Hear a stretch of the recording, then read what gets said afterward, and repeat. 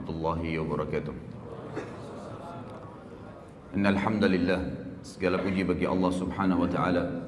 Nahmaduhu wa nasta'inuhu wa nastaghfiruh. Hanya kepadanya kita memuji, meminta pertolongan serta bertaubat dari dosa-dosa kita. Wa na'udzu billahi min syururi anfusina, dan hanya kepada Allah pula kita meminta dijauhkan dari keburukan-keburukan diri kita. Wa min sayyiati a'malina, dan dari dosa-dosa yang pernah kita lakukan. May yahdihillahu fala mudhillalah, barang siapa yang telah Allah berikan hidayah maka tidak akan pernah sesat selamanya. Wa may yudlilhu fala hadiyalah, dan barang siapa yang telah Allah sesatkan maka tidak akan mendapatkan petunjuk selamanya. Asyhadu an la ilaha illallah wahdahu la syarikalah wa asyhadu anna Muhammadan abduhu wa rasuluh. Saya bersaksi tidak Tuhan yang berhak disembah kecuali Allah, dan Muhammad benar-benar hamba juga utusannya. Qala Allah Ta'ala, Allah mengingatkan dalam kitabnya, Ya ayyuhalladzina amanu taqullaha haqqa tuqatih wa la tamutunna illa wa antum muslimun. Hai sekalian orang-orang yang beriman, patuhlah dan tunduklah, sebenar-benar patuh dan tunduk kepada satu-satunya pencipta segala sesuatunya, yaitu Allah Subhanahu wa taala, dan janganlah kalian meninggal dunia kecuali dalam keadaan Islam. Di ayat yang kedua, qala Allah Ta'ala, Ya ayuhan nasu taqu rabbakumul ladzi khalaqakum min nafsin wahidah وخلق منها زوجها وبث منهما رجالا كثيرا ونساء واتقوا الله الذي تساءلون به والأرحام إن الله كان عليكم رقيبا. Hai sekalian manusia, sekali lagi bertakwalah, hanya patuh dan tunduklah kepada satu-satunya pencipta segala sesuatunya, yaitu Allah, yang telah menciptakan kalian dari jiwa yang satu, yaitu Adam alaihissalam, dan menciptakan dari jiwa yang satu istrinya Hawa alaihissalam, dan telah banyak memberikan keturunan laki-laki juga perempuan dari keduanya. Sekali lagi bertakwalah, hanya patuh dan tunduklah kepada Allah, dan jagalah hubungan silaturahim. Sungguhnya Allah senantiasa mengawasi kalian. Di ayat yang ketiga, qala Allah azza wa jalla, Ya ayyuhalladzina amanu taqullaha wa qulu qawlan sadida yuslih lakum a'malakum wa yaghfir lakum dhunubakum wa may yuti'illaha wa rasulahu faqad faza fawzan 'azima. Hai sekalian manusia, hai sekalian orang-orang yang beriman, sekali lagi bertakwalah, hanya patuh dan tunduklah kepada Allah dan ucapkan kalimat yang benar. Niscaya Allah akan memperbaiki amalan perbuatan kalian, mengampuni dosa-dosa kalian. Barang siapa yang mentaati Allah dan Rasulnya, maka dia telah mendapatkan kemenangan yang besar. Amma ba'd, fa inna asdaqal hadithi kitabullah. Kita tahu sebaik-baik rujukan bagi umat Islam dalam seluruh lini kehidupan mereka, terutama dalam ibadah, yaitu Al-Quran, kitabullah. Wa khair hadyu Muhammadin sallallahu alaihi wasallam, dan sebaik-baik petunjuk setelah Al-Quran adalah petunjuk yang lebih besar Muhammad sallallahu alaihi wasallam, yang dikenal dengan As-Sunnah. Keduanya rujukan pertama umat Islam atau utama dalam segala lini kehidupan mereka, terutama dalam masalah ibadah. Wa syarrul umuri muhdatsatuha, dan seburuk-buruk ibadah yang tidak punya rujukan dari wahyu Allah, Al-Quran dan Sunnah. Fa inna kulla muhdatsin bid'ah. Semua perbuatan yang dianggap ibadah dan tidak punya rujukan wahyu dikenal dengan perbuatan baru dalam agama.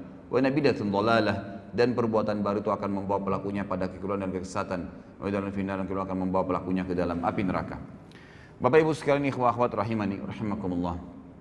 Tentu yang paling pertama yang layak kita ucapkan adalah segala puji bagi Allah yang telah memudahkan kita untuk berkumpul di rumahnya ini, dan juga untuk menghadiri majelis ilmu, serta sebagaimana sudah saya bahasakan kepada teman-teman panitia, insya Allah saya usahakan dengan izin Allah setiap bulan kita lowongkan, setiap bulan akan ada tablik akbar khusus untuk membahas tentang kisah-kisah sahabat Nabi. Dan ini memang pertemuan pertama kita membahas tentang sahabat yang termulia, yaitu Abu Bakar radhiyallahu anhu. Ada beberapa alasan kenapa saya memilih tema sahabat ini. Yang pertama, saudaraku, banyak sekali umat Islam yang tidak tahu, bahkan tidak pernah mau tahu siapa saja orang-orang yang telah sukses sebelum mereka, baik dunia maupun akhirat. Yang mereka pikirkan adalah orang-orang yang masih hidup bersama mereka, yang dianggap belum berhasil sebenarnya. Mereka baru berhasil di poin-poin tertentu, di substansial kehidupan, belum semuanya, gitu kan? Tapi ada orang-orang yang telah mendahului kita dari orang-orang saleh terlebih dahulu. Mereka sukses dunia, kaya raya, seperti figur Abu Bakar nanti akan kita jelaskan. Dia seorang pedagang, kalau anda mau bicara seorang pedagang, dan termasuk miliardernya Mekah. Beliau juga adalah seorang raja nantinya menjadi khalifah. Beliau seorang ayah yang sukses dan memiliki banyak anak serta 4 orang istri. Beliau juga radhiyallahu anhu yang memiliki banyak sekali kelebihan-kelebihan, termasuk tokoh masyarakat Mekah. Beliau adalah pejuang yang paling berani di medan perang. Beliau memiliki prinsip-prinsip hidup, gitu kan. Umur yang panjang sampai 63 tahun dan banyak sekali hal yang luar biasa dari kehidupan beliau sebagaimana akan kita tahu nanti. Dan akan banyak sekali kita akan ambil pelajaran dari kejadian-kejadian dari kehidupan beliau dan semoga Allah memberikan taufiknya untuk itu. Dan juga hal yang lain, saya akan bedah buku ikhwah dan akhwat sekalian. Bukunya adalah Ashabi Rasulullah sallallahu alaihi wasallam, ditulis oleh Syekh Mahmud Al-Misri. Allahu alam ya, setahu saya semenjak saya baca buku-buku tentang sahabat, saya temukan ini buku yang paling lengkap. Jadi kalau ada teman-teman yang berminat, saya sudah titipkan sama panitia, bisa mendapatkan di panitia. Buku ini ada 4 jilid. Ya, buku ini ada 4 jilid. Dan buku ini akan kita bedah setiap bulannya. Jadi kalau kesempatan sekarang kita akan bahas Abu Bakar, maka yang depan insya Allah mungkin Umar bin Khattab dan seterusnya, maka akan terus mengikuti buku ini. Jadi pun kalau ikhwah dan akhwat memilikinya, maka akan terus kita bedah sampai selesai 4 jilid dengan izin Allah subhanahu wa ta'ala. Saya ingin titik beratkan dalam metode penyampaian saya nanti ini, ya, bahasan ini, dan ini bahasan yang cukup panjang sebenarnya. Sejarah Abu Bakar radhiyallahu anhu ini bukan sejarah yang pendek, sejarah yang panjang, dan Allahu alam kita tidak tahu bisa selesai sampai duhur atau tidak. Maka perlu saya tekankan kepada teman-teman bahwasanya saya tidak fokus kepada tanya jawab nantinya, tapi saya akan fokus ke materi. Dan ini yang lebih penting dalam majelis ilmu. Jadi majelis ilmu itu yang dinomor satukan adalah materi yang diterima, bukan pertanyaannya. Kalau Allah mudahin nanti di akhir waktu ada kesempatan untuk bertanya, alhamdulillah, gitu kan. Kalau tidak, maka bisa nanti menghubungi saya di luar materi ini seperti yang disampaikan oleh panitia. Setiap Rabu malam Maghrib Isya ada materi yang rutin saya sampaikan di masjid kita ini. Antara Maghrib Isya materi Kitab Al-Kabair dan kemudian dilanjutkan tanya jawab sampai jam 9 malam. Dan itu bebas Anda bertanya apa saja. Saya akan masuk dulu ke judul kita. Judul kita ini menggapai derajat Siddiq bersama Abu Bakar. Karena ada kalimat Siddiq yang saya terima atau yang saya titik beratkan pada saat saya sampaikan judul ke panitia, maka saya akan jelaskan dulu kalimat Siddiq itu sebelum masuk ke masalah siapa itu Abu Bakar dan apa yang kita bisa ambil dan kenapa beliau mendapatkan julukan Siddiq itu sendiri. Saudaraku, Siddiq itu diambil dari kata sadaqa yasduqu yang berarti jujur, tanggung jawab, amanah, penuh kepercayaan. Itu artinya. Kalau seseorang itu memiliki sifat kriteria tadi dari definisinya, maka dia dikatakan siddiq untuk laki-laki dan siddiqah untuk perempuan. Allah Azza wa Jalla menggunakan kalimat siddiq ini di banyak dalam ayat Al-Quran. Ada orang-orang yang memang Allah sebutkan, seperti misalnya Allah sebutkan tentang Yusuf alaihissalam dalam surah Yusuf urutan 12 ayat 46.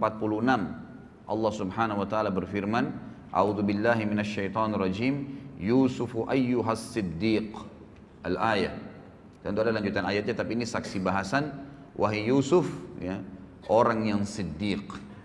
Karena Yusuf alaihissalam adalah orang yang penuh dengan amanah, tanggung jawab, kejujuran dan kepercayaan penuh.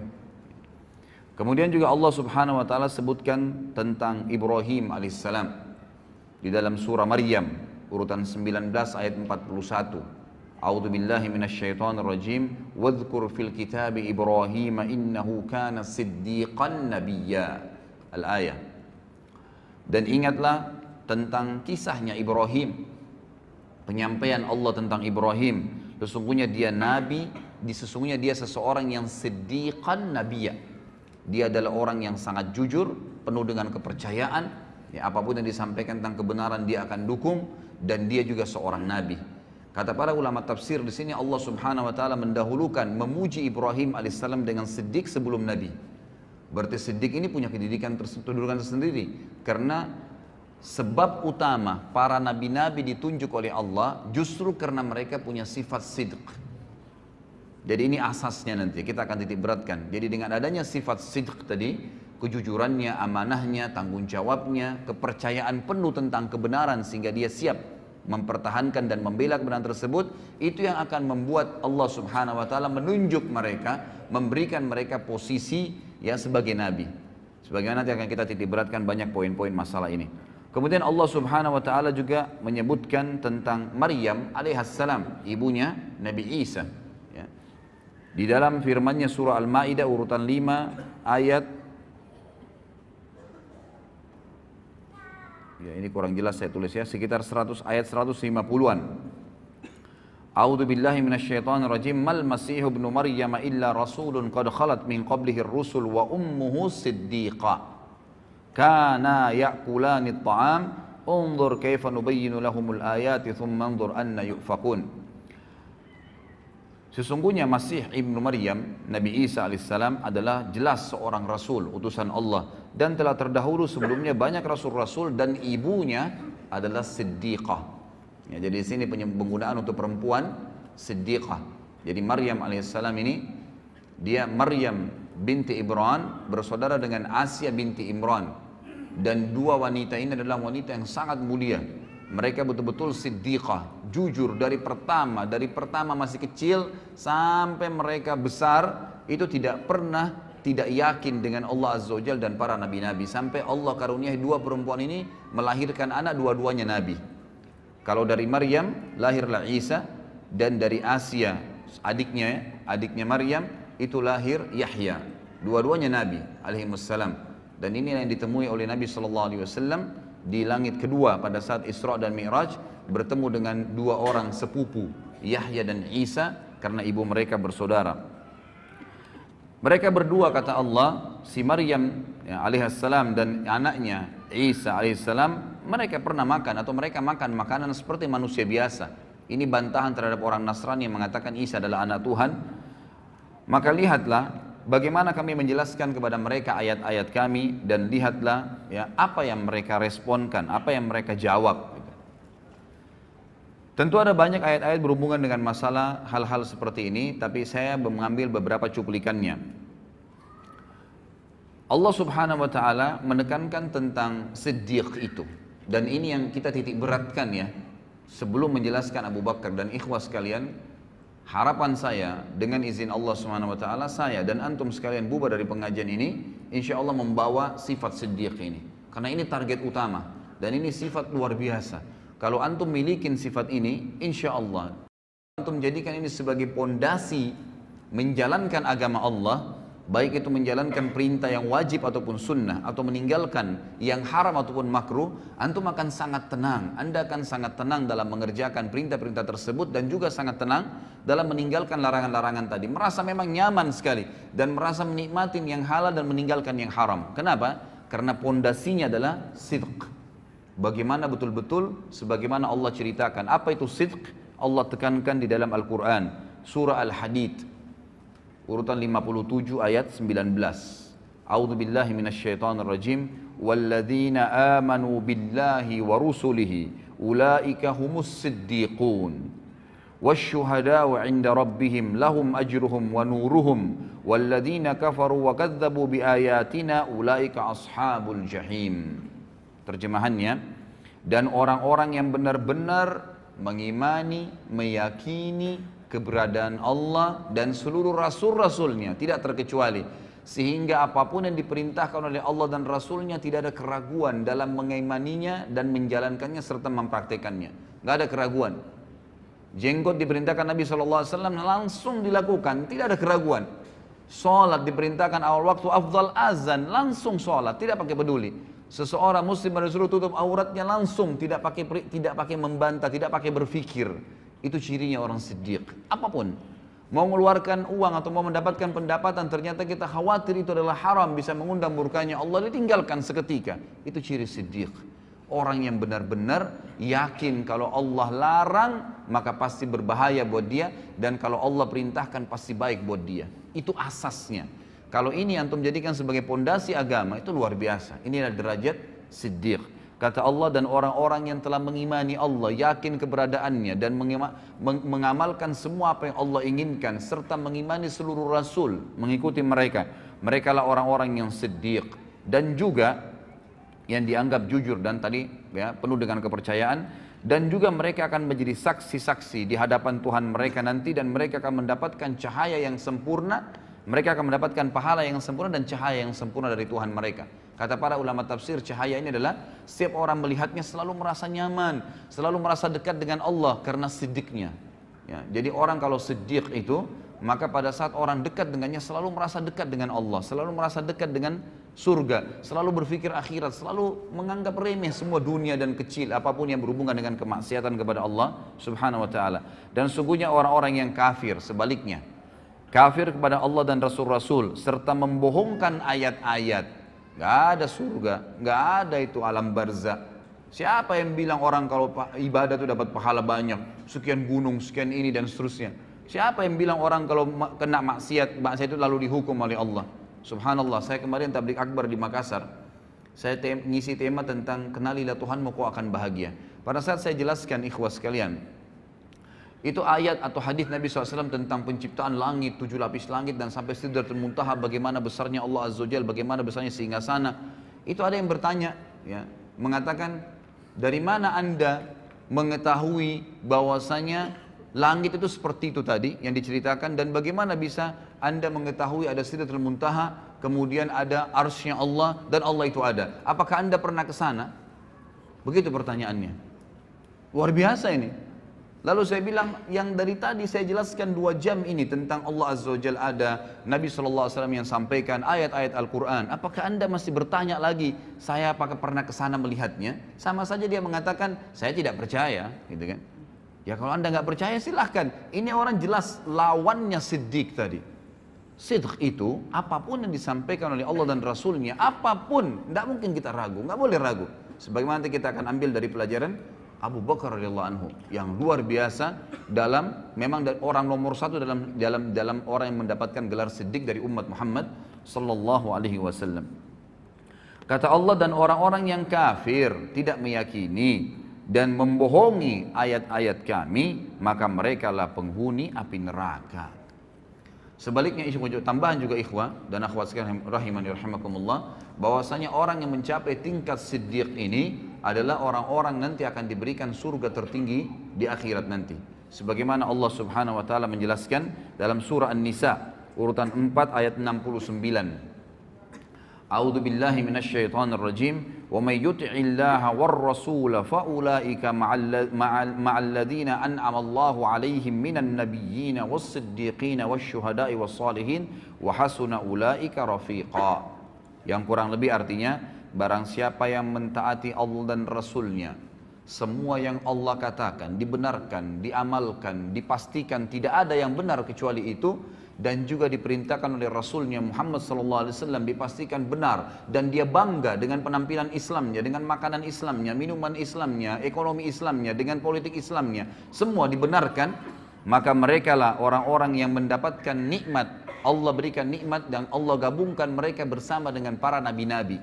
Dan kata para ulama tafsir, nabi-nabi memiliki tempat di Firdaus, surga Firdausil A'la yang tertinggi. Lalu Allah SWT sebutkan, ya, selain nabi-nabi yang akan mencapai dari itu adalah orang yang datang setelah nabi, minan nabiyyin langsung was-siddiqin, dan orang yang membenarkan semua dan yakin serta bangga dengan itu.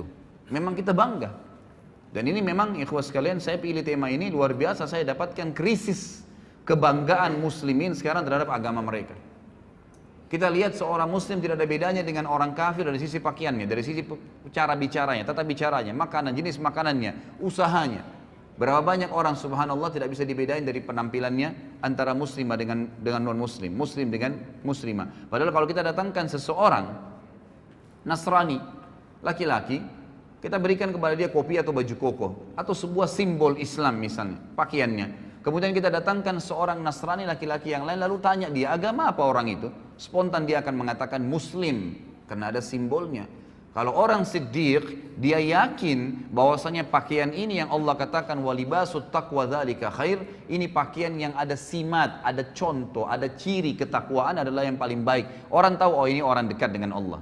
Dan saya yakin subhanallah, orang kalau menggunakan baju koko dengan kopiah, kalaupun ada perempuan nakal, ya, yang biasa mengganggu laki-laki, dia tidak akan berani mengganggu orang itu karena pakaiannya. Lalu kenapa kita lari dari pakaian itu? Gitu kan? Kita malah tidak bangga. Berapa banyak orang subhanallah muslimin ya, atau kita datangkan misalnya perempuan Nasraniyah ya, suruh pakai jilbab 5 menit saja, panggil Nasraniyah perempuan yang lain, tanya orang itu agama apa, maka dia akan mengatakan itu muslimah, ada simbol. Tapi syaitan menghiasi sebagian orang yang tidak punya sifat siddiqah, nggak ada sifat siddiqnya ini dalam dirinya, maka syaitan mengatakan untuk apa kau pakai jilbab, maka tidak ada bedanya antara dia dengan wanita kafirah, sama saja. Cuplikan yang selalu dilihat, didengar oleh kupingnya, ditatap oleh matanya, semuanya berbau orang-orang non-muslim. Film-filmnya semua Hollywood, Bollywood, dan yang semua berhubungan dengan tontonan terhadap aurat, lagu-lagu yang menjauhkan dia dari Al-Quran, semuanya jauh, semuanya jauh. Cerita-cerita kosong, balas dendam, narkoba, mencuri istrinya orang lain, dan beragam macam hal, perselingkuhan dan seterusnya. Ini yang menjadi simbol di rumah orang-orang Islam sekarang. Tidak ada pengajian, tidak ada tilawah Al-Quran. Lalu kemudian mereka mau mengkhayal anaknya hafal Quran. Dari mana ikhwah dan akhwat sekalian? Dia sendiri gak pernah sentuh Al-Quran, gak pernah dengar ceramah di rumah. Antum berapa kali saya jelaskan dalam pengajian saya ikhwah. Ini masih kronologis semua ya. Saya bilang, kalau saya pribadi, kadang-kadang sehari di Jakarta, saya bukan membanggakan diri, cuma berbagi ya. Pada saat saya punya pengajian 4 hari, 4 kali jadwal sehari. Dari pagi kadang-kadang sampai malam ikhwah. Dari pengajian saya isi 2 jam, kemudian pulang menuju ke pengajian yang kedua. Di mobil itu sejam atau setengah jam, atau panggang 45 menit, atau kadang-kadang sampai 2 jam jaraknya.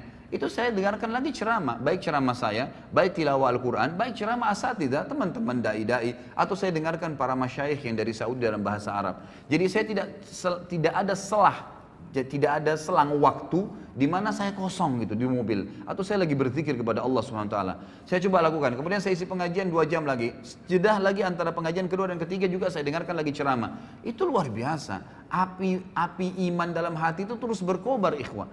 Kadang-kadang antum dari pengajian seperti ini keluar dari masjid, setan akan bisikin, tadi kan sudah pengajian, sekarang hiburannya musik. Dibisikin sama dia, antum iyahkan, begitu lemah, tidak sidq. Yakin ikhwas sekalian, kalau antum yakin di majlis ilmu bisa menambah iman, bisa mengingatkan kita kepada Allah Azza wa Jal, bisa membuat kita rindu dengan akhirat, bisa tahu tentang surga, bisa tahu tentang neraka, dan kita khawatir tentang neraka tersebut, lalu kenapa tidak sepanjang hidup kita seharian itu diisi dengan hal tersebut? Sayangnya rumah-rumah umat Islam sekarang ada Al-Quran itu kalau ada kematian, malah sebenarnya tidak ada Al-Quran dalam sunnah Nabi SAW dibaca pada saat kematian. Sebaliknya mereka lakukan hal tersebut. Dalam masalah ekonomi, riba, ya, gharar, semuanya, kezaliman, manipulasi yang dilarang oleh Nabi SAW, dilarang oleh agama, tapi dilakukan. Alasannya apa boleh buat Ustaz? Nggak ada jalan lain. Lalu antum depan Allah Azza wa Jalla juga akan katakan itu pada hari kiamat, pada saat dihisab, nggak ada jalan lain. Lepaskan diri dari situ. Ya, harus yakin dengan janji Allah Subhanahu wa taala. Ini akan kita titik beratkan 2 jam ke depan ikhwah, bagaimana memunculkan sifat siddiq dalam hati kita dan mempelajari dari orang yang nomor 1 dalam sifat siddiq, Abu Bakar radhiyallahu anhu, yang luar biasa dalam masalah seperti ini. Apapun yang Allah dan Rasulnya katakan tidak ada keraguan, pasti benar, dan itu menjadi simbol kehidupannya. Langsung, tidak ada keraguan dalam masalah itu. Masalah politik sudah dijelaskan dalam Islam, harus orang alim, harus orang yang faham agama Allah, yang tahu halal haramnya Allah, baru jadi pemimpin. Mana pernah pemimpin negara kita ada orang yang alim? Ya, padahal Nabi SAW mengatakan apa? Al-ulama warathatul anbiya. Ulama itu pewarisnya para nabi. Emang sudah begitu. Nabi-nabi ini pemimpin manusia. Sekarang kalau ada kiai, ada ustadz, ada dai, dicalonkan jadi presiden, disorotin oleh masyarakat. Untuk apa dai masuk di politik? Subhanallah. Lalu kalau bukan ustadz atau ada dai atau ulama yang memimpin anda, siapa yang akan pimpin anda? Orang-orang fasik seperti sekarang? Yang membiarkan tempat kemaksiatan terbuka, pelanggaran-pelanggaran agama Allah dilakukan, riba merajalela mencekik lehernya umat-umat Islam, anak-anak muslimah dan muslim kita yang akhirnya terbengkalai, dipaksanya ini dan dipaksakan itu, dan seterusnya, gitu kan? Maka ini keliru sekali. Bukankah Nabi SAW datang ke Madinah lalu menjadi pemimpin pada saat beliau datang dan beliau menobatkan diri menjadi raja sekalian Nabi di Madinah karena beliau adalah seorang yang paling alim, tahu halal haramnya Allah? Bukankah Nabi SAW wasiatkan Abu Bakar radhiyallahu anhu penggantinya setelah beliau adalah orang yang paling alimnya sahabat, paling tahu halal haramnya Allah? Bukankah Abu Bakar menulis wasiat pada saat mau meninggal mengatakan, aku meninggalkan wasiat yang manusia yang paling bertakwa sama Allah dan paling paham halal halalnya Allah adalah Umar bin Khattab? Bukankah Umar bin Khattab lalu menunjuk Uthman bin Affan Uthman? Bukankah Uthman dan masyarakat Madinah akhirnya menunjuk, ya, masyarakat Madinah menunjuk Ali setelah itu karena dianggap orang yang paling alim setelah Uthman dan seterusnya. Kita lihat bagaimana Khulafaur Rasyidin menunjukkan adalah ulama. Ya. Apa kata Nabi SAW dalam hadis Sahih riwayat Al-Hakim? Sayati umara'u sufaha. Akan datang nanti sepeninggalku adalah pemimpin-pemimpin yang sangat sufaha. Sufaha itu jamak daripada safih. Dan orang Arab ini ikhwah menyebutkan kata-kata safih itu kalau bodohnya super bodoh. Namanya. Kalau jahal itu artinya bodoh masih ada pinternya. Tapi kalau safih itu artinya bodoh yang tidak ada di tahu apa-apa. Orang yang tidak tahu, tidak ada informasi apapun dengan dia. Maka apa kata Nabi SAW? Akan datang pemimpin-pemimpin yang sufaha, yang bodohnya luar biasa. Kenapa Nabi SAW katakan bodoh? Beliau lanjutkan hadis yang mengatakan umara'u la yahtaduna bihaddi wa la yastannuna bisunnati. Pemimpin-pemimpin yang tidak akan pernah mengambil petunjuk dariku. Nggak mau nunjuk oleh Nabi Muhammad SAW, tidak mau tahu halal haramnya Nabi SAW. Nabi SAW ya seorang Nabi Muslim, ya sudahlah. Saya juga Muslim, tapi nggak hubungannya dengan politik saya. Subhanallah. Ya. Lalu siapa yang anda jadikan patokan? Belanda, Inggris, negara-negara Barat, orang-orang kafir yang kufur kepada Allah Subhanahu Wa Taala. Lahirlah sistem demokrasi yang akhirnya siapa yang paling banyak suaranya, siapa yang paling kuat, ya orang masanya maka dia yang menang walaupun dia bodoh. Subhanallah khalik, gitu kan? Ini luar biasa karena kita jahilnya, kita tidak tahu tentang apa yang diajarkan Nabi SAW dan kita tidak sidq, kita tidak mempercayai itu.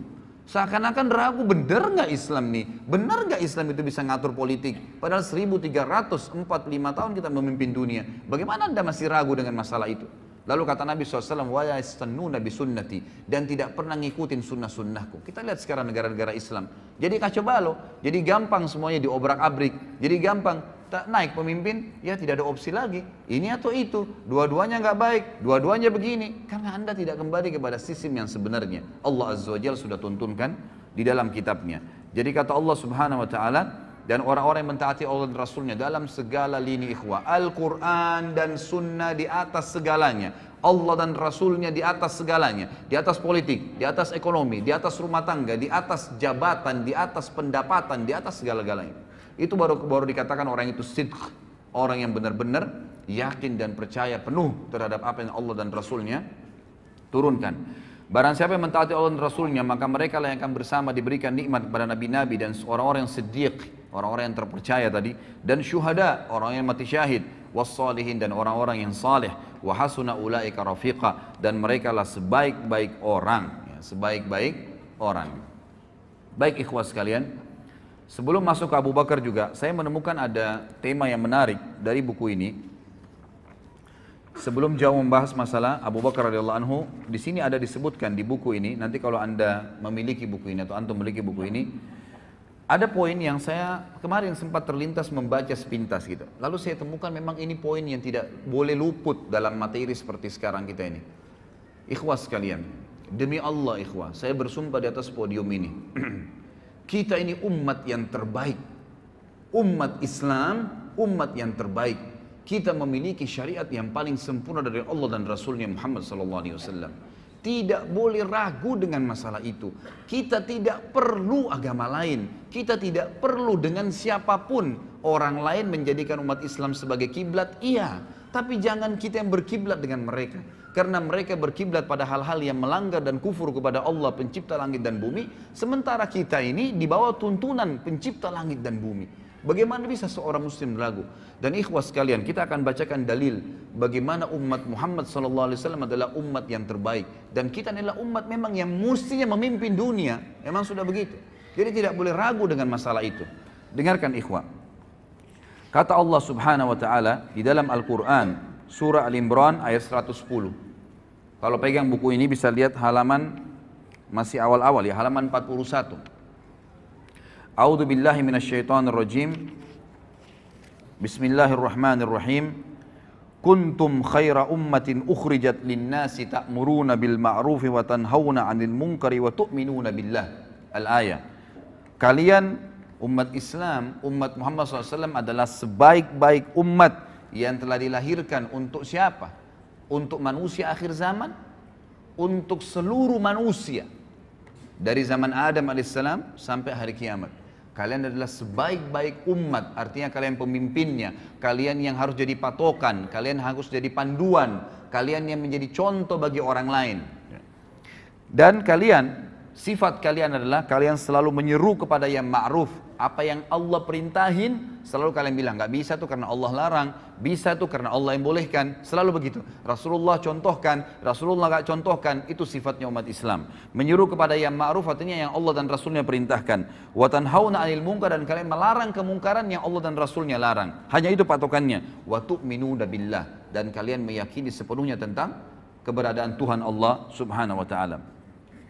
Kemudian juga disebutkan di dalam surah Al-Baqarah ayat 143. Kelebihan yang kedua umat Islam adalah kata Allah Subhanahu wa taala, a'udzubillahi minasyaitonir rajim, wa kadzalika ja'alnakum ummatan wasatan litakunu syuhada'a 'alan nasi wa yakuna ar-rasulu 'alaikum syahida.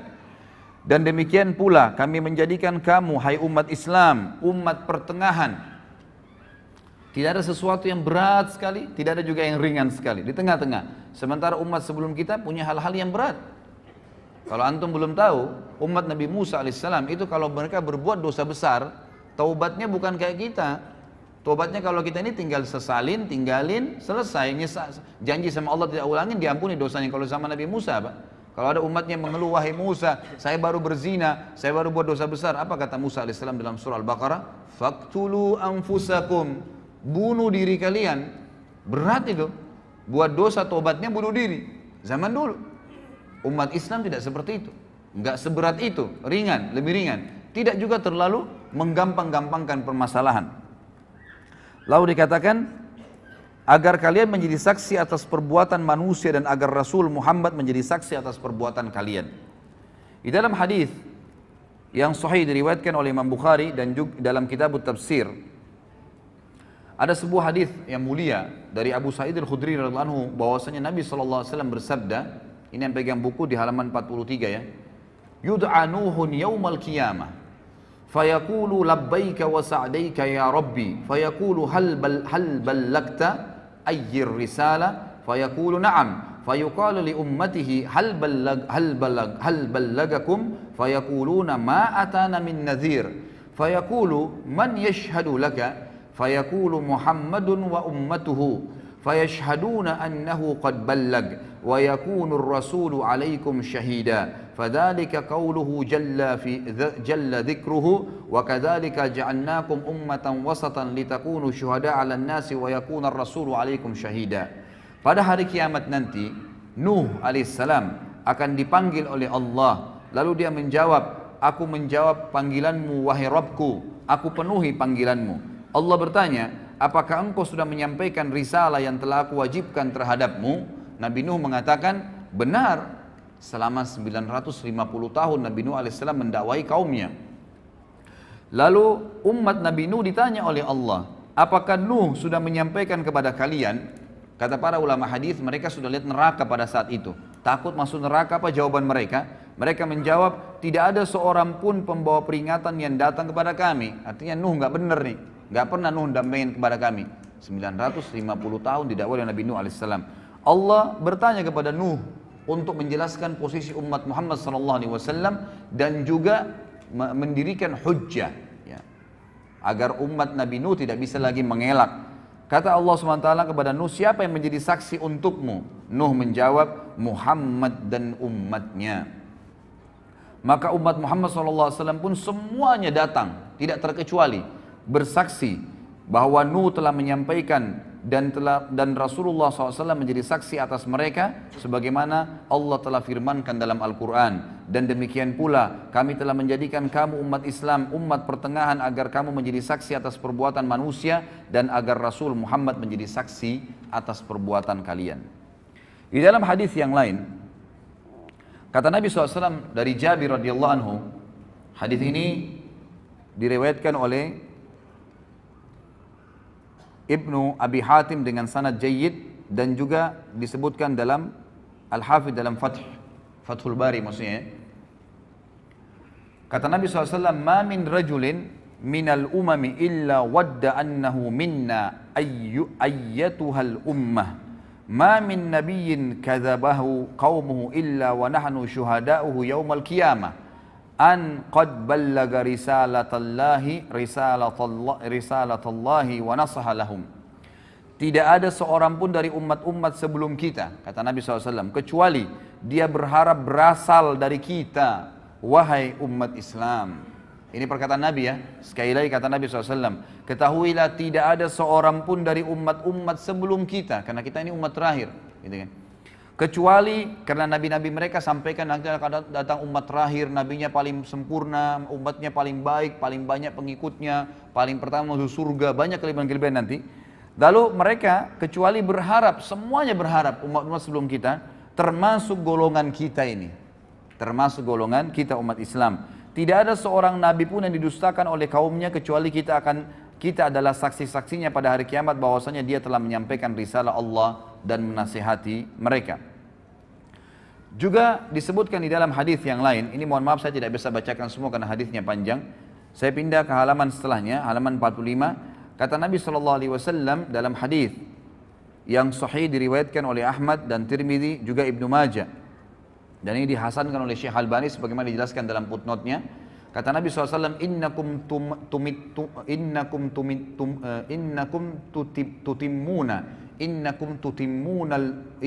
tutimmuna sab'ina ummah antum khairuha wa akramuha 'ala Allah. Sesungguhnya kalian akan melengkapi 70 umat. Ya, kata para ulama hadis maksudnya adalah ada 70 kelompok umat yang besar nanti pada hari kiamat. Dan kalian adalah yang melengkapi yang paling banyak di antara 70 umat itu. Kalian adalah yang terbaik dan termulia bagi Allah. Di dalam hadis yang lain diriwayatkan oleh Ahmad dan Tirmidzi dari Anas dan Syekh Albani mengatakan untuk mensahihkan hadis ini, kata Nabi SAW, mathalu ummati mathalul matar la yudra awwaluhu khairun am akhiruh. Umatku ibaratnya hujan, tidak diketahui mana yang paling baik, apakah yang pertama atau yang terakhirnya. Maksudnya apa? Semuanya baik. Umat Islam ini semuanya baik. Selama mereka amalkan agamanya, maka mereka adalah yang terbaik. Tidak ada bedanya antara satu dengan yang lainnya. Juga kata Nabi SAW di dalam hadis yang sahih riwayat Abu Daud, Tabarani, dan juga Hakim, Nabi SAW bersabda, ummati hadhihi ummatun marhumatun, laysa alaiha azabun fil akhirah, innama azabuha fid dunyal fitan, wazzalazilu, wal qatlu, wal balaya. Umatku ini adalah umat satu-satunya yang dikasihani oleh Allah. Tidak ada azab atas mereka di akhirat. Maksudnya orang-orang ya yang umat Islam ini umumnya kata ulama hadis sebelum mereka meninggal itu diberikan kesempatan untuk bertaubat. Selalu diingatkan oleh Allah Subhanahu wa taala. Jadi betul-betul orang yang masuk ke neraka nanti dari umat Islam ini umat-umat yang betul-betul menyimpang. Benar-benar tidak mau bertaubat, tidak mau kembali ke jalan Allah Subhanahu wa taala. Akan tetapi azabnya akan datang di dunia dalam bentuk fitnah-fitnah, gempa bumi, pembunuhan, mungkin mereka dibunuh oleh orang-orang lain, dan wabah penyakit. Kemudian di dalam hadis yang lain juga diriwayatkan Imam Muslim dari Abu Musa al-Asy'ari bahwasanya Nabi SAW bersabda, Inna Allah Azza wa Jal idza arada rahmata ummatin min ibadihi qabada nabiyyaha qablaha faja'alahu laha faratan wa salafan baina yadayha wa idza arada halakata ummatin azzabaha wa nabiyyuha hayyun fa ahlakaha wa huwa yanzuru fa aqarra ainahu bihalatiha hina kadzabuhu wa asaw amrah. Jika Allah Azza wa Jalla hendak merahmati suatu umat dari hamba-hambanya, niscaya dia mengambil atau mewafatkan nabinya sebelum mereka. Seperti Nabi Muhammad SAW wafat sebelum para sahabat umumnya, dia menjadikan nabi tersebut sebagai pendahulu di hadapan mereka sehingga bisa dicontohin. Jika Allah hendak membinasakan satu umat, niscaya dia Allah menyiksanya sebelum nabi mereka atau selama nabi mereka masih hidup.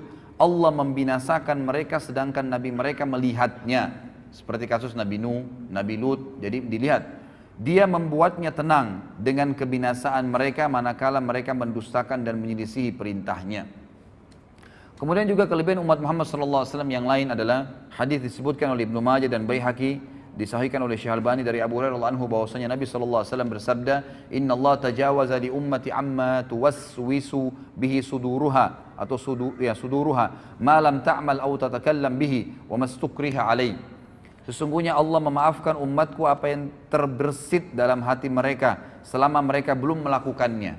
Jadi kalau kita lagi sholat, kemudian ada bisikan-bisikan riya, bisikan apa saja, selama kita belum iyakan, maka tidak terhitung batal, gitu kan? Sebab semua ibadah pasti ada terlintas bisikan setan ya. Kita mau sedekah, tuh orang puji, itu orang ini. Kita lagi sholat tuh, indahkan ada teman di sebelah kamu, kamu dipuji. Kita lagi berdoa seperti itu.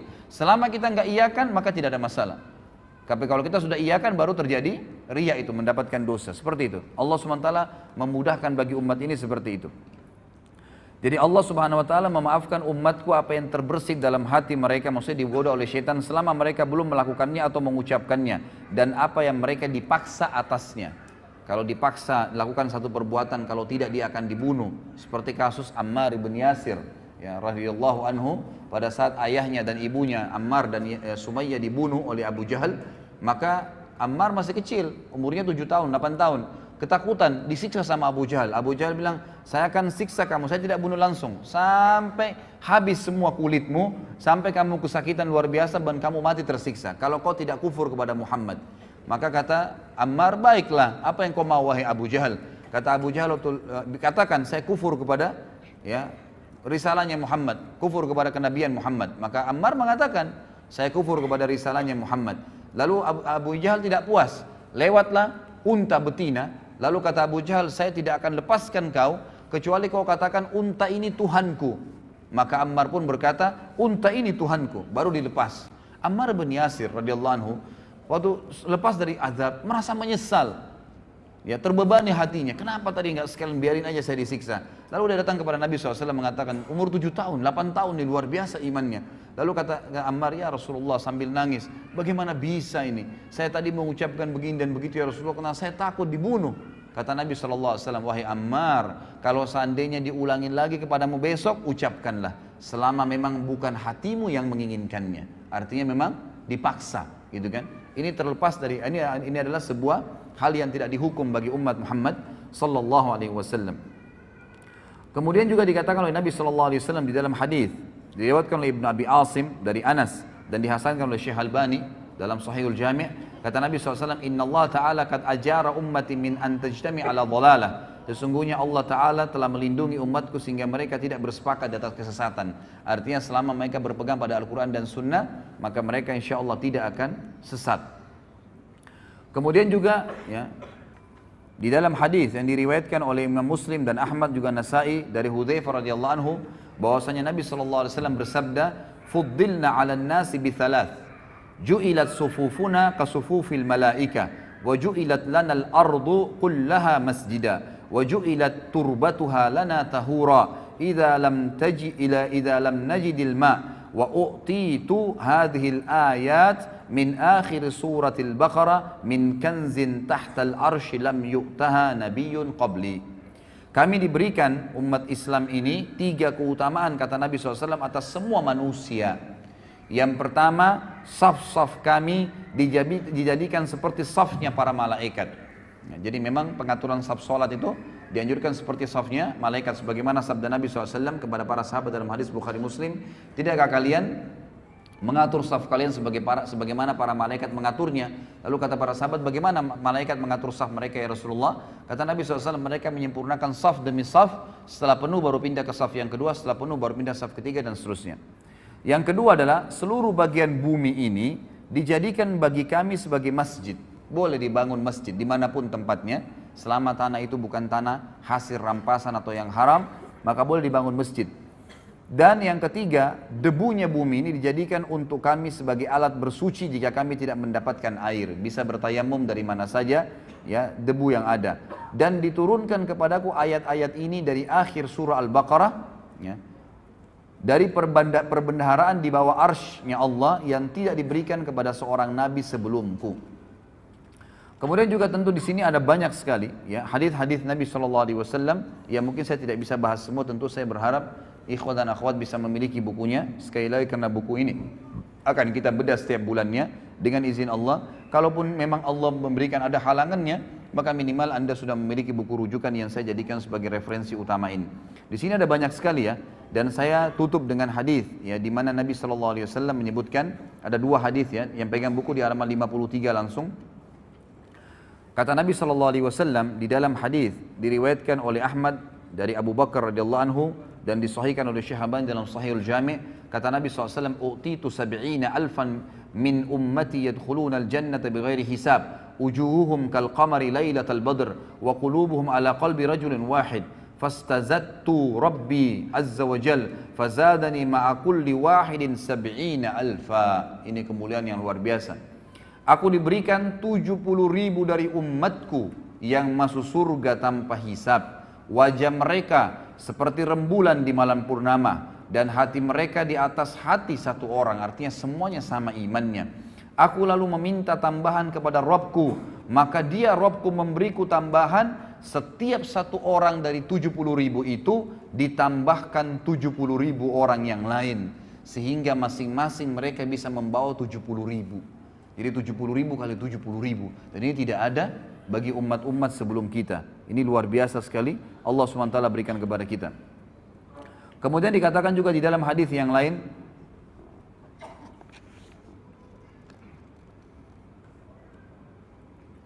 diriwayatkan di halaman 54 ya, footnote nomor 24, diriwayatkan oleh Ahmad, Tirmidzi dan Ibnu Majah dari Burairah radhiyallahu anhu, disahihkan oleh Syekh Albani sama di Sahih Jami'. Kata Nabi SAW, ahlul jannati ishruna wa mi'atu saf, thamanuna minha min hadhil ummati wa arba'una min sairil umam.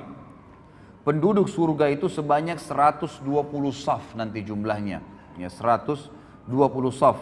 80 darinya itu adalah dari umat ini. 80 saf dari 120 yang masuk surga itu adalah dari umat ini. Sedangkan 40 yang lain adalah 40 yang sisa dari umat yang lainnya. Jadi cuman bayangkan ya, dari Nabi Adam alaihissalam sampai Nabi Isa alaihissalam, berapa miliar manusia, itu cuman 40 saf. Sementara kita ini 80 saf yang masuk ke dalam surga pada hari kiamat. Kata ulama hadis, ini menandakan fadilah yang sangat besar dan dijanjikan juga umat ini akan sangat banyak jumlahnya, akan sangat banyak pengikutnya. Baik, ini kurang lebih wacana, gambaran tentang pentingnya kita mengetahui kita adalah umat yang terbaik, ikhwah. Maka banggalah dengan agama Islam ini, jalani hidup ini, jadikan Islam sebagai tradisi dan jangan balik. Garis bawah kata-kata saya ini, jangan balik. Jangan menjadikan tradisi sebagai Islam, nggak boleh. Tradisi, suku, adat, negara, habiskan semua, nggak ada. Bagi saya, karena saya Muslim, Islam yang menjadi tradisi hidup saya. Selesai. Maka kita punya standarisasi tradisi. Mau di Afrika, mau di Eropa, mau orang bule, mau orang hitam, mau orang Arab, mau orang Melayu, mau orang dari manapun, suku manapun. Kalau kita bertemu dengannya maka akan sama semua perilakunya, pakaiannya, makanannya, minumannya, tutur katanya, akhlaknya, semua akan sama. Karena yang dijadikan tradisi adalah Islam. Itu yang dititik beratkan ikhwah. Tidak usah lagi berpatokan dengan agama lain. Tidak usah berpatokan dan menjadikan idola orang-orang non-muslim. Kembalilah kepada orang-orang muslim. Dan kita akan lihat nanti figur pertama yang luar biasa pada hari ini. Kemudian saya kerucutkan bahasan juga sebelum Abu Bakar radhiyallahu anhu. Saya akan sebutkan ikhwah, di antara umat Islam ini ada lagi orang-orang yang terbaiknya. Jadi tadi kita umat yang terbaik, ada juga di kalangan umat Islam ini orang-orang yang terbaik, itulah para sahabat ridwanullahi alaihim, sahabat Nabi sallallahu alaihi wasallam, sahabat-sahabat Nabi sallallahu alaihi wasallam yang Allah SWT telah memberikan julukan mereka radhiyallahu anhum wa radu'an. Inilah imam-imam kita. Mereka lah ya, panutan-panutan kita, idola-idola kita. Di buku ini ada lebih dari sekian puluh sahabat yang disebutkan, dan satu orang saja, ikhwan dan akhwat sekalian, kalau kita jadikan sebagai rujukan hidup kita, idola kita, sudah cukup untuk selamat dunia akhirat. Bagaimana kalau kita jadikan semuanya puluhan orang ini sebagai idola kita? Cukup mereka, tidak perlu lagi pasang anak-anak muda, wahai anak-anak muslim, pasang poster-poster pemain bola di kamar anda. Untuk apa? Apa yang mau dibanggakan dengan mereka? Dengan keterampilan mereka main bola? Masuk surga ke dengan main bola itu? Bukan berarti tidak boleh main bola ya, olahraga boleh dalam Islam. Tapi sampai pada tingkat anak-anak kita menghafal nama-nama pemain bola dan tidak tahu nama sahabat Nabi. Siapa yang sudah dijamin masuk surga?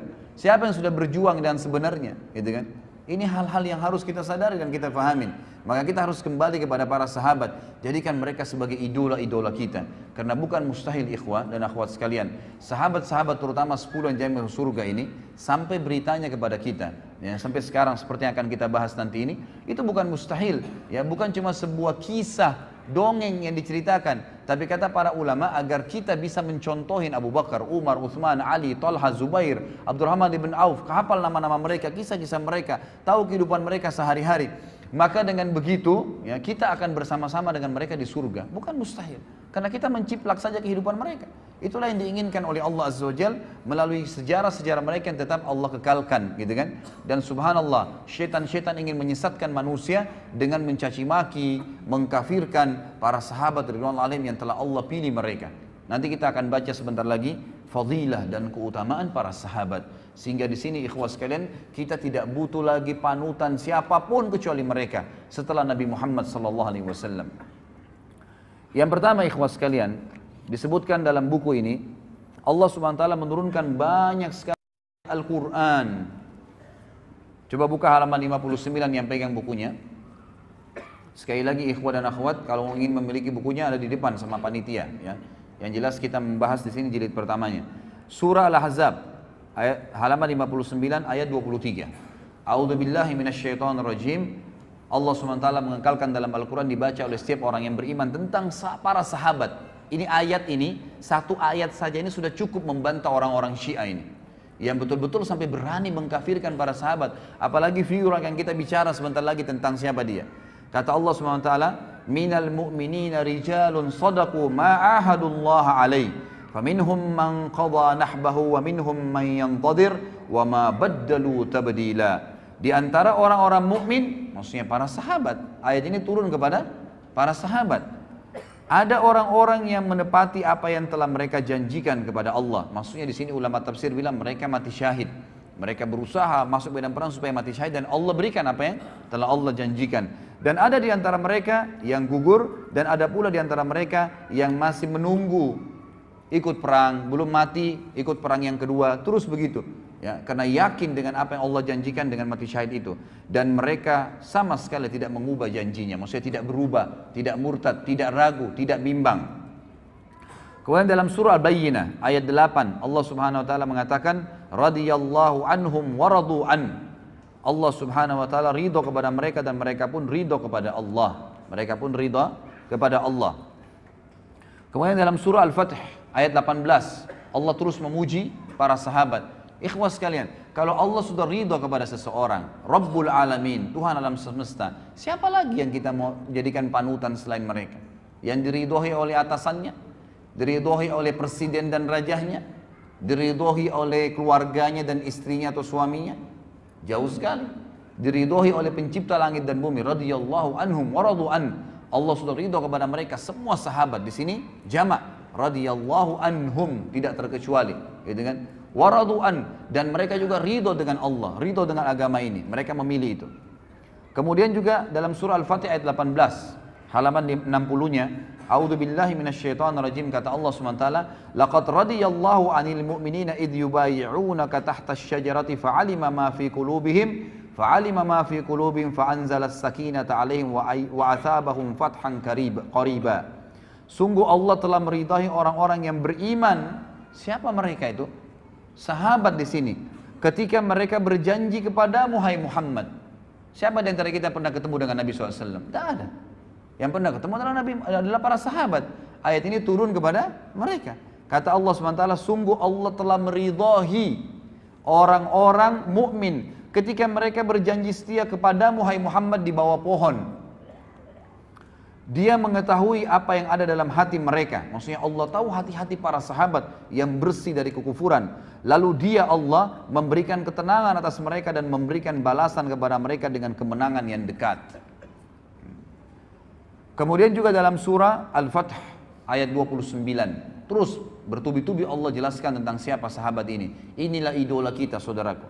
Kata Allah SWT, a'udzubillahi minasyaitonirrajim, Muhammadur Rasulullah walladzina ma'ahu asyidda'u 'alal kuffari ruhama'u bainahum tarahum ruk'an sujjadan yabtaguna fadlan minallahi wa ridwana simahum fi wujuhim min atharis sujud dzalika mathaluhum fit taurat wa mathaluhum fil injili kazar'in akhraja syat'ahu fa'azarahu fastagladha fastawa 'ala suqi yu'jibu az-zurra'a liyaghidha bihimul kuffar wa'adallahu alladhina amanu wa 'amilus solihati minhum maghfiratan wa ajran 'azima.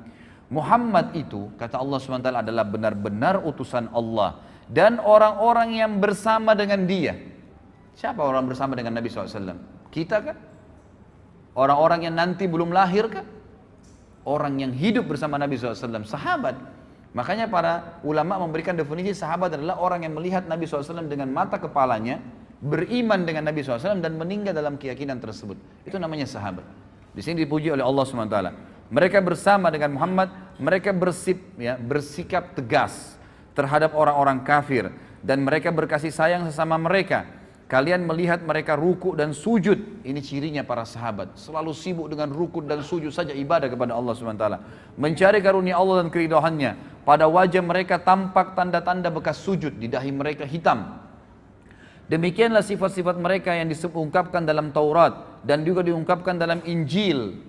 Jadi dalam Taurat dan Injil sudah disebutkan ciri-ciri para sahabat ridwanullahi alaihim. Jadi ini bukan orang-orang yang cuma sekedar dari umat kita saja, maksudnya hanya sekedar dari umat kita dan disebutkan dalam Al-Quran, tapi memang Allah pastikan Taurat, Injil sebelum mereka lahir sudah disebutkan siapa itu sahabat. Luar biasa nih kedudukan sahabat nih. Yaitu seperti benih yang mengeluarkan tunasnya. Kemudian tunas itu semakin kuat, lalu menjadi besar dan tegak lurus di atas batangnya. Tanaman itu menyenangkan hati penanam-penanamnya karena Allah hendak menjengkelkan hati orang-orang kafir.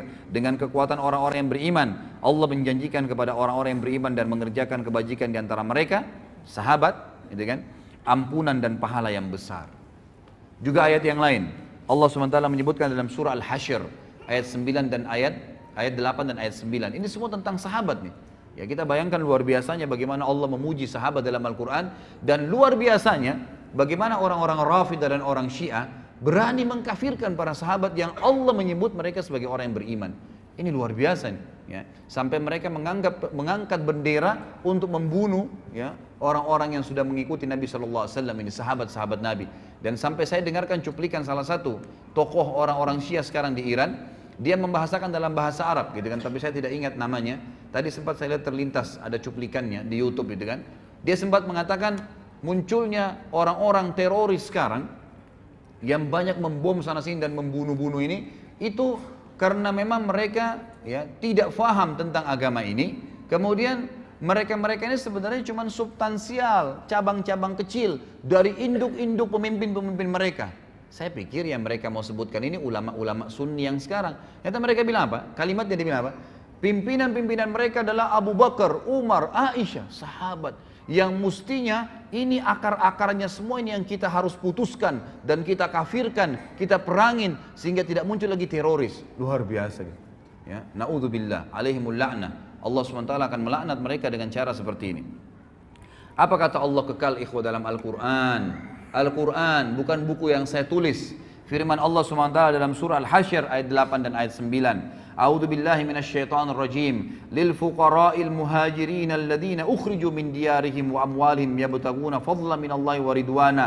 Fadlan minallahi wa ridwana wa yansuruna Allah wa rasulahu. Ulaika humus shadiqun walladziina tabawwa'ud dara wal imana min qablihim yuhibbuna man hajara ilaihim wa la yajiduna fi sudurihim hajatan mimma utu wa yu'thiruna ala anfusihim walau kana bihim khasasa wa man yuqa syuhha nafsihi fa ulaika humul muflihun. Harta rampasan perang itu untuk orang-orang fakir yang hijrah, yang terusir dari kampung halaman mereka dari Mekah. Siapa mereka? Sahabat Nabi. Dan meninggalkan harta bendahnya di Mekah demi mencari karunia Allah, dan mereka hijrah ke Madinah mencari keridhaan dan demi menolong agama Allah dan Rasulnya. Mereka itulah orang-orang yang benar dan orang-orang yang Ansar. Jadi dua-dua dipuji nih. Sahabat ada Muhajirin dan Ansar. Muhajirin dari orang-orang Mekah Allah puji. Mereka meninggalkan harta dan kota mereka, negeri mereka, hijrah untuk Allah dan Rasulnya. Dan orang-orang Ansar yang di Madinah yang menyambut mereka, sahabat-sahabat Nabi yang telah menempati kota Madinah. Siapa yang menempati kota Madinah di zaman Nabi SAW? Sahabat Nabi. Dan telah beriman sebelum kedatangan mereka, para muhajirin, kepada Nabi Muhammad SAW. Mereka mencintai orang-orang yang berhijrah ke tempat mereka. Dan mereka tidak menaruh keinginan dalam hati mereka terhadap apa yang diberikan kepada mereka, muhajirin. Maksudnya memberi balasan, memberikan bantuan kepada muhajirin, tidak berharap balasan. Itu sifat sahabat-sahabat Ansar. Meskipun mereka juga memerlukannya. Dan siapa dijaga diri dari kekikiran, berhitungan di jalan Allah, maka mereka itulah orang-orang yang beruntung. Mereka lah orang-orang yang beruntung. Kemudian surah At-Taubah ayat 88 sampai 89. Terus Allah sebutkan banyak ayat tentang sahabat nih. Sengaja saya angkat ayat-ayat ini dan saya bahas ikhwah dan akhwat sekalian rahimakumullah agar kita tahu nih, inilah idola-idola kita ini ahli-ahli surga dan sudah sukses di dunia juga di akhirat. Di dunia nanti akan kita lihat kisah Abu Bakar radhiyallahu anhu.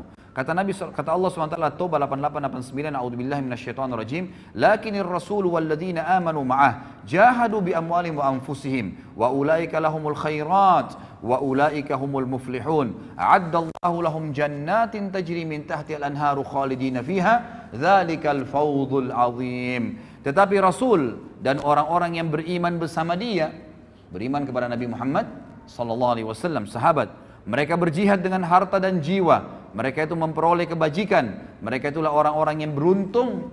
Sahabat dipuji oleh Allah SWT. Allah telah menyediakan bagi mereka surga yang mengalir di bawahnya sungai-sungai. Mereka kekal di dalamnya. Itulah kemenangan yang agung. At-Taubah ayat 100. A'udzubillahi minasyaitonirrajim. Ayat setelahnya.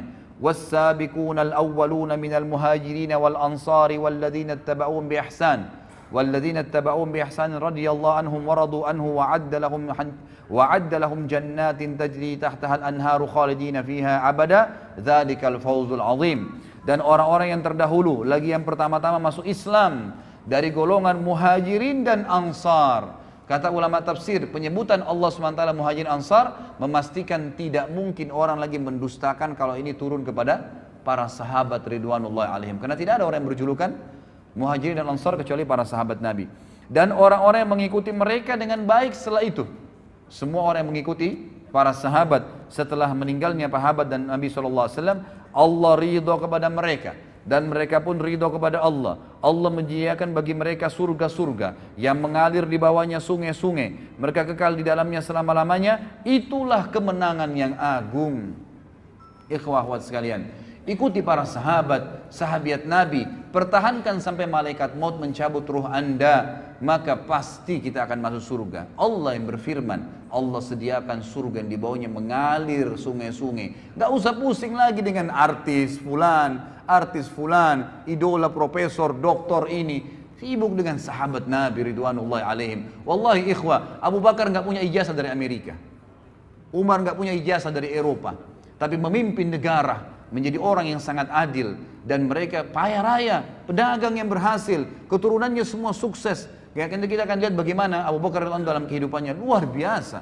Ya, bukan berarti saya katakan tidak usah berpendidikan formal, silahkan, gitu kan. Tapi jangan itu dijadikan sebagai idola, panutan, seakan-akan sudah melupakan semua orang-orang yang sudah kita sebutkan dari kalangan sahabat. Selanjutnya surah At-Taubah ayat 117. Kata Allah Subhanahu wa taala, a'udzubillahi minasyaitonirrajim, laqad taballahu 'alan nabiyyi wal muhajirin wal ansari alladziina ittaba'uuhu fi sa'atil usr. Alladziina ittaba'uuhu fi sa'atil usrati min ba'di ma kada yazigu qulubu fariqin minhum thumma taba 'alaihim innahu bihim raufur rahim. Allah berfirman, ya, sungguh Allah telah menerima taubat Nabi Muhammad sallallahu alaihi wasallam dan orang-orang muhajirin dan orang ansar. Di sini Allah bukan sebutkan mukminin umumnya, tapi di sini dikhususkan Nabi dan muhajirin dan ansar. Artinya sahabat-sahabat yang mengikuti Nabi pada masa-masa kesulitan di awal-awal Islam. Sulit sekali menyebarkan Islam. Ikhwah sekarang dan akhwat sekalian, kita luar biasa ya. Lahir zaman sekarang ini luar biasa kalau bagi saya bilang. Kita lahir Quran sudah sempurna, masjid sudah banyak, orang tua kita muslim, ya. Di mana-mana tersebar agama Islam. Sudah jelas, masjid di Mekah sudah bebas dari kekufuran, Madinah sudah bisa dikunjungin, orang bisa umroh haji sepuasnya. Luar biasa Islam. Kalau kita lahir di zaman Nabi SAW, ikhwah, nggak gampang jadi sahabat. Luar biasa sulitnya. Nggak ada lampu, nggak ada penerangan pada saat itu. Ada seorang Nabi buta huruf, nggak bisa baca, nggak bisa nulis, ngaku Nabi. Kira-kira kalau antum hidup di zaman Mekah dulu, beriman nggak? Gitu kan? Tidak ada lampu, nggak ada apa-apa, orang yang hidup bersama-sama di padang pasir lalu ngaku saya Nabi.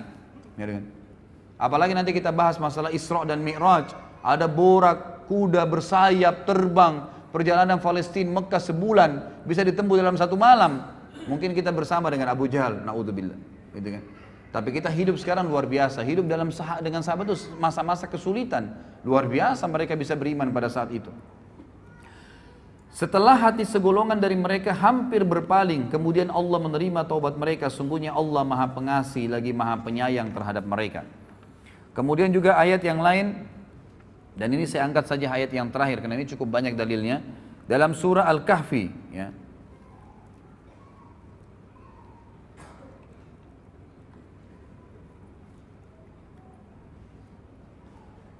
Baik, saya pilih ayat yang lain ya. Kita cari ayat yang kira-kira ayat Al-Imran terakhir ya. Al-Imran di halaman 65 ayat 172 174. A'udzu billahi minasyaitonir alladzina istajabu lillahi war rasuli min ba'di ma asabahumul karh lilladzina ahsanu minhum wattaqau ajrun 'azim.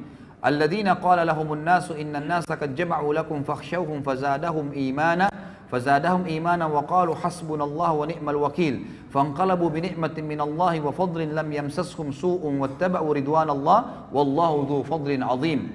Orang-orang yang mentaati perintah Allah dan Rasul Muhammad SAW setelah mendapatkan luka dalam perang Uhud. Siapa yang hadir di perang Uhud? Kita kan? Para sahabat Nabi.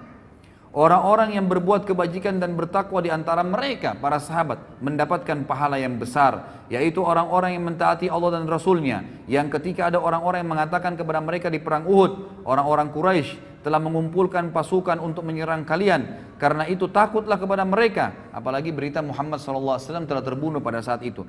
Ternyata ucapan itu justru menambah kuat iman mereka, para sahabat. Dan mereka menjawab, cukuplah Allah menjadi penolong bagi kami dan dia sebaik-baik pelindung. Maka mereka kembali dengan nikmat dan karunia yang besar dari Allah. Mereka tidak ditimpa suatu bencana dan mereka mengikuti keridhaan Allah. Allah mempunyai karunia yang besar.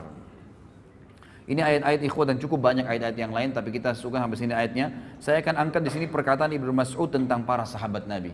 Sahabat menceritakan tentang sahabat. Apa kata beliau? Di sini penulis mengatakan sungguh indah ucapan Ibnu Mas'ud radhiyallahu anhu tentang para sahabat Rasulullah sallallahu alaihi wasallam. Dia berkata, "Inna Allah nadhara fi qulubil ibadi fawajada qalba Muhammadin sallallahu alaihi wasallam khaira qulubil ibad. Fastafahu li nafsihi fabta'athahu bi risalati. Thumma nadhara fi qulubil ibadi ba'da qalbi Muhammadin fawajada qulubu ashabihi khaira qulubil ibad." فجعلهم وزراء نبيه يقاتلون على دينه فما رأى المسلمون حسنا فهو عند الله حسن وما رأوا سيئا فهو عند الله سيء. Perkataan yang luar biasa. Ibnu Mas'ud berkata, sesungguhnya Allah memperhatikan hati hamba-hambanya, maka dia Allah mendapati hati Muhammad sallallahu alaihi wasallam adalah hati yang terbaik, sehingga dia memilihnya untuk dirinya dan mengutusnya sebagai pembawa risalahnya. Kemudian Allah Azza wa Jalla melihat hati hamba-hambanya setelah hati Muhammad sallallahu alaihi wasallam, maka dia mendapati hati para sahabatnya adalah hati yang terbaik, sehingga dia menjadikan mereka sebagai pendukung-pendukung nabinya yang berperang di atas agamanya. Apa yang dipandang baik oleh para sahabat kaum muslimin pada saat itu, maka ia juga baik di mata Allah. Karena para sahabat, ya, dari perilaku-perilaku mereka, dari perkataan mereka, dari pertanyaan mereka kepada Nabi SAW, maka turunlah ayat membenarkan perilaku mereka. Dan apa yang dipandang buruk oleh kaum muslimin sahabat pada saat itu, maka ia juga buruk dipandang oleh Allah Subhanahu wa taala.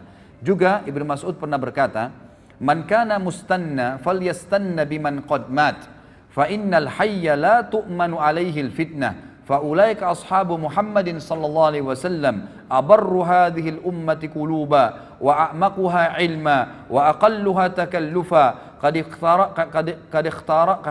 قد اختار الله تعالى لصحبة نبيه صلى الله عليه وسلم وإقامة دينه فاعرفوا لهم حقهم وتمسكوا بهديهم فإنهم على الحج المستقيم. Barang siapa ingin meneladani seseorang, maka hendaklah dia meneladani orang-orang yang sudah wafat. Karena orang yang masih hidup tidak dapat jaminan terhindar dari fitnah. Mereka itulah orang-orang terbaik dari sahabat Muhammad SAW. Umat ini yang paling mulia hatinya. Dari umat Muhammad ini, para sahabat yang paling mulia hatinya, paling mendalam ilmunya, dan paling sedikit memaksakan ya dirinya. Maksudnya di sini memaksakan diri dalam hal-hal duniawi. Allah Ta'ala telah memilih mereka untuk menjadi sahabat-sahabat Nabi-Nya SAW dan menegakkan agamanya, dan kenalilah, maka oleh karena itu kenalilah hak-hak mereka dan berpeganglah kepada petunjuk-petunjuk mereka, karena mereka berada di atas jalan yang lurus. diriwayatkan oleh Ibnu Abdul Bar dalam Jami' Bayan Ilm wa Fadli, dan juga disebutkan melalui jalur Qatadah dan Ibnu Mas'ud diriwayatkan, dan Syekh Albani mengatakan, ya, dikatakan ini adalah hadis yang sahih. Ini kurang lebih gambaran tentang para sahabat. Tentu masih ada lagi fadilah-fadilah dan bisa dibaca dari halaman 67. Itu terlalu banyak, ya, terlalu banyak hadis-hadis di sini yang disebutkan oleh Nabi sallallahu alaihi wasallam. Saya akan angkat, mohon maaf, ada satu lagi hadis di sini di halaman 70, ya, di mana Nabi SAW bersabda tentang para sahabat beliau. Tentu ini banyak dalil yang belum saya baca, ya, karena melihat waktu saja. Hadis yang diriwayatkan oleh Imam Muslim dan Ahmad juga, ya, banyak disebutkan oleh imam-imam yang lain, di mana Nabi SAW bersabda tentang sahabat, an-nujumu amanatun lis-sama, fa idza dhahabat an-nujum atas sama'u ma tu'ad, wa ana amanatun di ashabi, fa idza dhahabat ata ashabi ma yu'adun, wa ashabi amanatun di ummati, fa idza dhahaba ashabi ata ummati ma yu'adun. Bintang-bintang adalah penjaga bagi langit. Artinya selama bintang ada di langit, maka orang bisa tahu yang ini terang langit itu. Jika bintang lenyap, maka akan datang kepada langit apa yang dijanjikan. Kalau Allah sudah angkat bintang-bintang itu, maka langitnya akan kiamat. Aku adalah penjaga bagi para sahabatku. Jika aku pergi wafat, maka akan datang kepada para sahabatku apa yang dijanjikan kepada mereka. Artinya akan ada, ya, sahabat akan menyebar dan akhirnya mereka juga akan menemukan beberapa kendala, tapi mereka tinggal kembali kepada panduan Nabi SAW. Sahabat-sahabatku adalah penjaga bagi umatku. Jika sahabat-sahabatku telah pergi wafat, maka akan datang kepada umatku apa yang dijanjikan kepada mereka. Artinya mereka akan berselisih kalau mereka tidak mengikuti para sahabat ridwanullahi alaihim. Juga di sini halaman 71 nanti ikhwah bisa baca, ini hadis juga yang agung, bahwasanya banyak fakta sejarah disebutkan di dalam banyak sekali hadis riwayat Muslim, ya, hadis riwayat Bukhari, banyak disebutkan hadis-hadis di mana pernah terjadi peperangan. Sering kali terjadi peperangan di zaman Nabi SAW meninggal, kemudian pemimpin perang berkata kepada pasukannya, apakah ada di pasukan kita ini yang pernah menjadi sahabat Nabi? Maka mereka mengatakan ada, si fulan dan si fulan. Maka Allah memberikan kemenangan karena keberadaan sahabat itu. Kemudian dalam peperangan yang lain berkata juga pemimpin-pemimpin, setiap peperangan di zaman tabi'in mereka berkata, adakah sahabat yang ikut? Oh, ada si fulan masih hidup di pasukan. Maka Allah berikan kemenangan lagi karena adanya sahabat. Lalu setelah itu, setelah para sahabat meninggal semua, lalu terjadi peperangan, pernah terjadi fakta lapangan, para tabi'in berkata, ya, seorang pemimpin perang pernah berkata, apakah ada orang di antara kalian yang pernah menemani sahabat Nabi? Maksudnya menjadi sahabatnya Nabi, tabi'in. Maka berkata mereka, ada si fulan dan si fulan. Maka Allah pun memberikan kemenangan justru karena ada di situ muridnya para sahabat ridwanullahi alaihim. Jadi di sini kita bisa lihat bagaimana Allah Azza wa Jalla memberikan kemenangan-kemenangan untuk, ya, pasukan-pasukan jihad karena adanya para sahabat ridwanullahi alaihim. Ini kurang lebih kronologisnya ikhwas sekalian, dan memang agak panjang tadi saya sampaikan agar memang kita menyadari tentang pentingnya kedudukan kita umat Islam dan juga pentingnya kedudukan para sahabat ridwanullahi alaihim. Sekarang kita masuk ke inti bahasan tentang umat nomor satu, ya, atau dari umat ini yang nomor satu, yang dinomorsatukan oleh para ulama, ya, ulama sunni semua sepakat mengatakan umat atau orang yang paling terbaik dari umat Muhammad sallallahu alaihi wasallam setelah Nabi Muhammad adalah Abu Bakar radhiyallahu anhum. Saya akan mulai ikhwah. Abu Bakar ini beliau berada atau berasal dari suku yang masyhur, ya.